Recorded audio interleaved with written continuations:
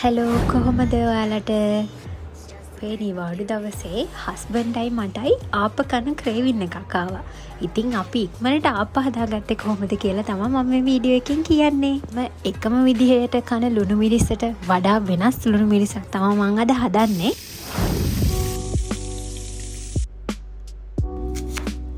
මුලින්ම අපේ ලුණු ටික පොඩිවට කපා ගන්න ඕනේ. ඊට පස්සේ තක්කාලි, ඊට පස්සේ සුදු ලුණු, අම මිරිස්, කරපිංචත් පොඩියට කපා ගන්න.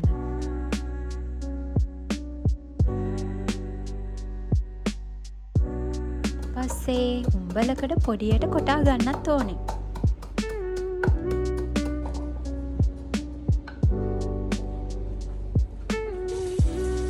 තෙල් ටික රත් වුණාට පස්සේ මුලින්ම සුදු ලුණු යාන්තමට බැදීගෙන එනකොට ලුණු, අම මිරිස්, කරපින් වගේම සේර කෑල්ලක් දාලා හොඳින් මලව ගන්න ඕනේ.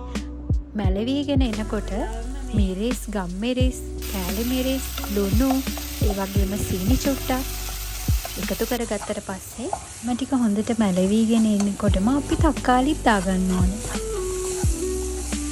තක්කාලි හොඳින් මැලවිගෙන එනකොට මම මේකට එකතු කරගන්නවා පොඩියට තක්කාලි සෝස් ටිකකුත්. ඒක ගොඩාක් රස වැඩි වෙනවා.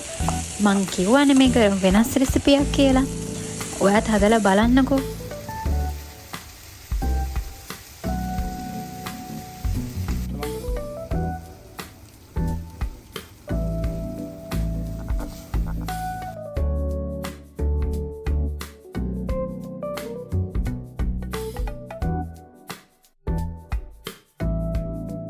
අපි දැන් මේක හදලා ඉවරයි. මේ බලන්නකෝ අවසානයේට මේ විදිහට තමයි පේන්නේ. සුපර් මාකට් වල තියෙන ආප්ප බැටර් එක try කරලා තියෙනවා. ඒ වුණාට මට මේක තමයි සෙට් උනේ. මේක ඕනම සුපර් මාකට් එකකින් ගන්න පුළුවන්. ඩුබායි වල ඉන්න ඕන කෙනෙක් මේ පැකට් එක ගන්නවා. දැන් එහෙනම් ආප්ප ටික හදාගමු.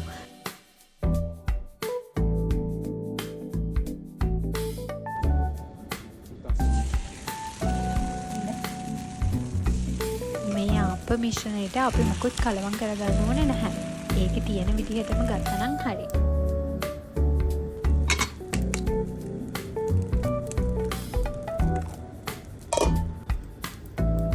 අපි ප්ලේන් ආප්ප එක පිටර ආප්පත් හදාගත්තා.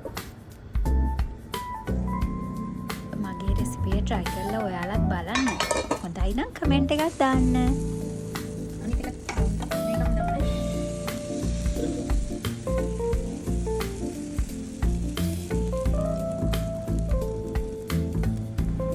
බිසී ලයිෆ් එකත් එක්ක අපිට ඉක්මනින් හදාගන්න